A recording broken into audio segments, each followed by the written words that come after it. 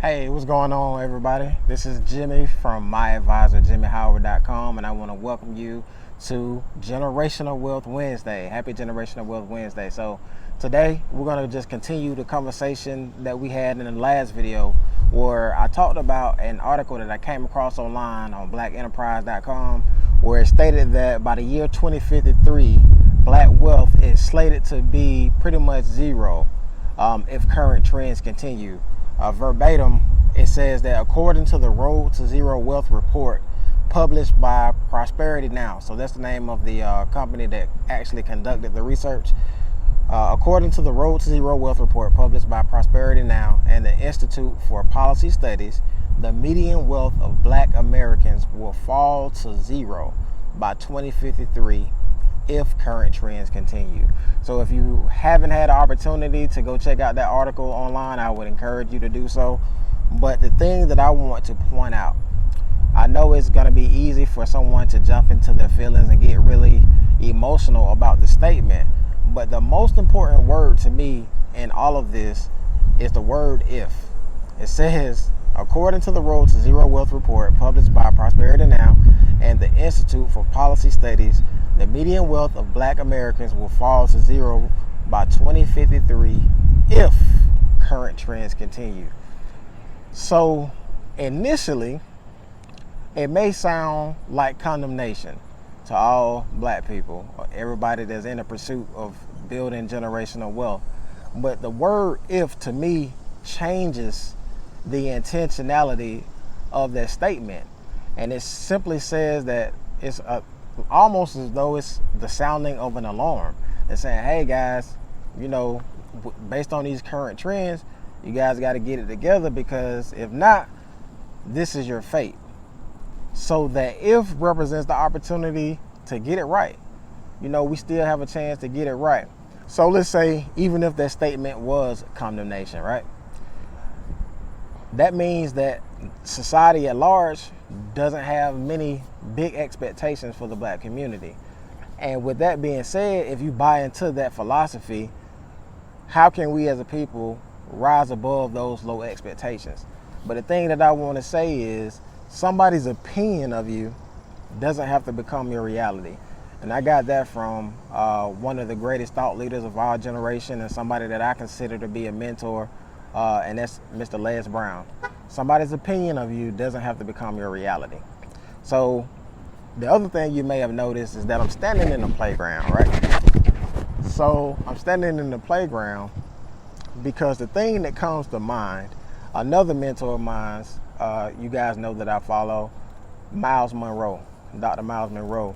He stated that the best way to transform a generation is to start with the children. So in that article, it went on to say that student loan debt is one of the major contributing factors that's crippling the wealth building opportunity for the African American community. So we have to put another plan in place for our children. And here's the analogy I want you to think about. I want you to think about the board game Monopoly, right? So in the game of Monopoly, the rules are pretty simple. I know over the years, and depending on whose household you're playing in, everybody has their own different sets of rules. People make up their own rules. That's the thing about Monopoly. But when you look at the instructions to play Monopoly and actually win, it's really simple. You pick a board game piece that you want to represent. Everybody starts out with $1,500, and the agenda is to buy up as much property as you can and build a monopoly. And I know as children we may not have comprehended the message, but I guess as you revisit the board game as an adult, it's pretty much the blueprint for achieving great wealth in today's time. But what's happening is, while everybody else is getting their $1,500 to start, our children aren't. In fact, our children are starting out in the red, in the negative. Instead of starting out with $1,500, they're starting out in debt. And so we have to address that issue and start coming up with ideas and things that we can put in place to kind of change that, And there are some things that we can do, and I'm going to go in a little bit more detail in another video. But today, I'm going to, jump back out in the community get some more ideas from actual people, and see what we can do to actually tackle this thing. So stay tuned. My name is Kennedy Marie, and I go to Clark Atlanta University, class of 2023. My name is Carmela Capel, and I'm class of 2023 at Clark Atlanta University as well. I feel like that's a false narrative, you know, because I feel that at this point in America, so many Black people are so interested in finding more out about financial health and financial wealth. We are so much more empowered than we have ever been, and it's more empowered more than in the mind than anything else. And I feel that what we need to do is start teaching our children younger about financial stability and financial wealth and financial planning especially. And I know that being a finance major, that was my biggest thing, is I wanted to go into schools and teach children about financial education. Yeah, I feel the same way. And I feel like that's a false narrative as well, because if you look, especially we in Atlanta, Georgia, if you look at Atlanta, Georgia, you know, it's a lot of people here making money, doing everything, doing big things, a lot of Black people as well. We go to Clark Atlanta University as business majors, so it's, you know, we finna make some money as well. Exactly. We are Black, you know, that's fake. I feel like that's a fake narrative. Fake. I'm Javon Geddes. Ross Geddes.